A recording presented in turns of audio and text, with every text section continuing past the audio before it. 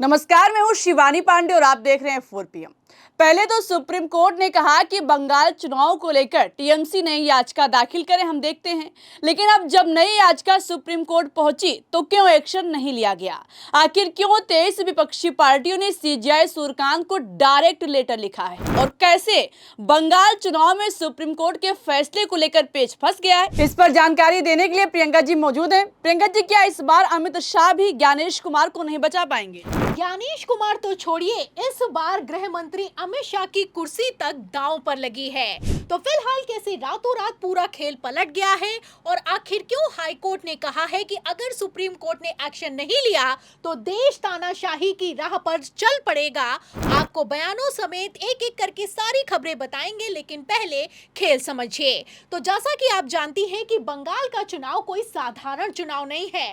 बंगाल के चुनावों में बिहार चुनावों के एसआईआर की भी हद पार हो गई। बंगाल के चुनावों में सुप्रीम कोर्ट के आदेश तक की खुलेआम धज्जियां उड़ाई गईं।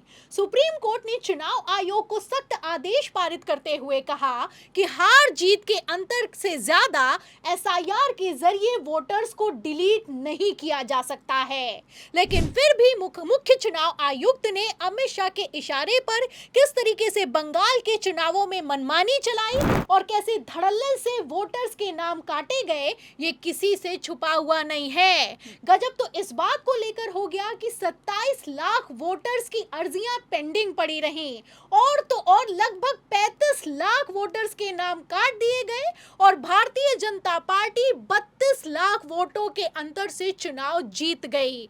ऐसे हालातों में आप समझ सकती हैं कि आखिर कैसे एसआईआर के दम पर बंगाल के चुनावों में सारी हदें पार हो गईं। मतलब कि बंगाल, जहां पर भारतीय जनता पार्टी का जनाधार नहीं मौजूद है, जहां पर भारतीय जनता पार्टी को पिछले बार के विधानसभा चुनावों में मुंह की खानी पड़ी, वहां पर भारतीय जनता पार्टी ने इस बार के चुनावों में प्रचंड बहुमत हासिल कर लिया है। फिलहाल एसआईआर के दम पर बंगाल के चुनावों में किस तरीके से खेल किया गया है, ये किसी से छुपा हुआ नहीं है। आपको बता दें शिवानी, अब इसी को लेकर पेच फंस गया है। एक तरफ कांग्रेस ने सुप्रीम कोर्ट में 27 लाख वोटर्स की अर्जियां पेंडिंग रहने के खिलाफ याचिका लगाई है, वहीं दूसरी तरफ अब संवैधानिक सवाल खड़ा हो गया है।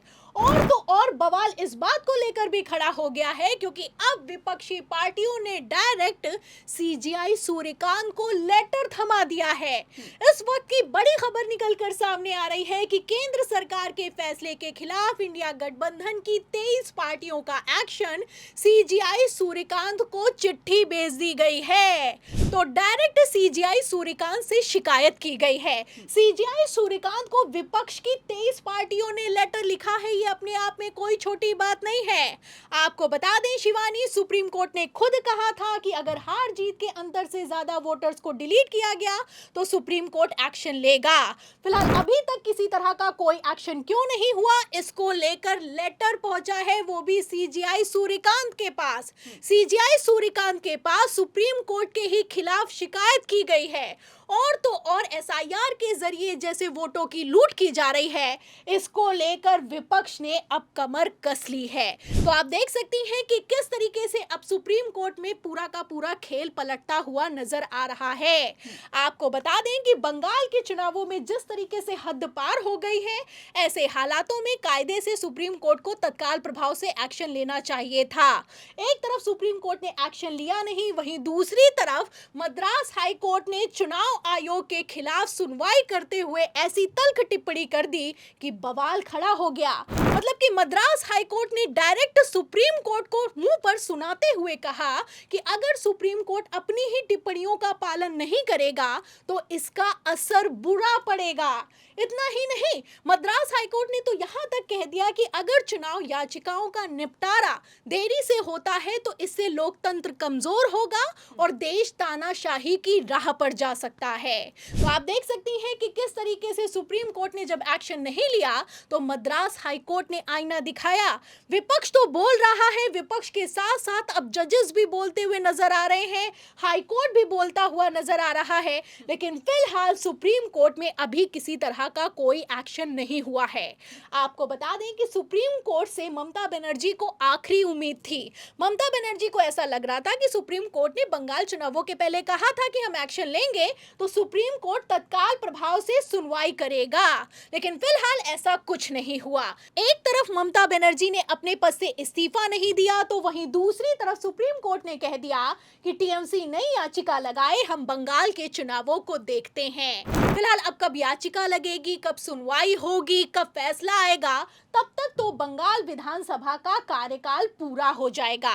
आपको बता दें कि बंगाल चुनावों में जिस तरीके से हद पार हो गई, इसको लेकर सुप्रीम कोर्ट ने माहौल तो बहुत बनाया, लेकिन फिलहाल किसी तरह का कोई फैसला निकलकर सामने नहीं आया। एक तरफ सुप्रीम कोर्ट एक्शन नहीं ले रहा है, वहीं दूसरी तरफ कलकत्ता हाई कोर्ट ने वो कर दिखाया है जिसको लेकर ज्ञानेश कुमार की हालत खराब दिखाई दे रही है।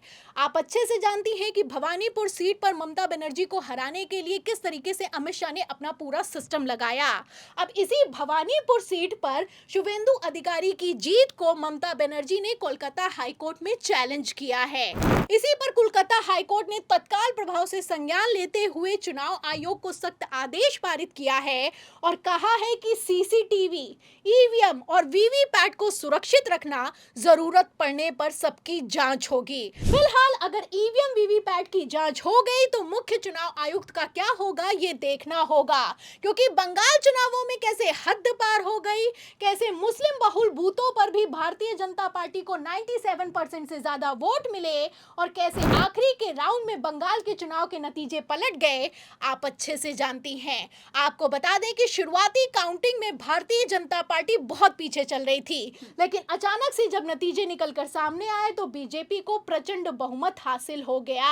अब ये बहुमत किस तर्ज पर हासिल हुआ है, एसआईआर के जरिए बंगाल में कितना तगड़ा खेला हुआ है, और इस खेल को लेकर जिस तरीके से विपक्षी पार्टियों ने सीजीआई सूर्यकांत को पत्र लिखा है, इस पत्र पर सीजीआई सूर्यकांत क्या जवाब देंगे और सुप्रीम कोर्ट बंगाल चुनाव की एसआईआर धांधली पर क्या एक्शन लेगा, ये देखना होगा। तो जिस तरह से बंगाल चुनाव का बवाल थमने का नाम नहीं ले रहा है, ऐसे हालातों में क्या सुप्रीम कोर्ट में ही सुप्रीम कोर्ट के खिलाफ याचिका दाखिल करने और सीजीआई को डायरेक्ट पत्र लिखने से बात बनेगी? इस सवाल के जवाब पर आपको क्या लगता है, अपनी राय बताइएगा। वीडियो को लाइक और शेयर कीजिएगा, ज्वाइन कीजिएगा। देखते रहिए 4PM। नमस्कार।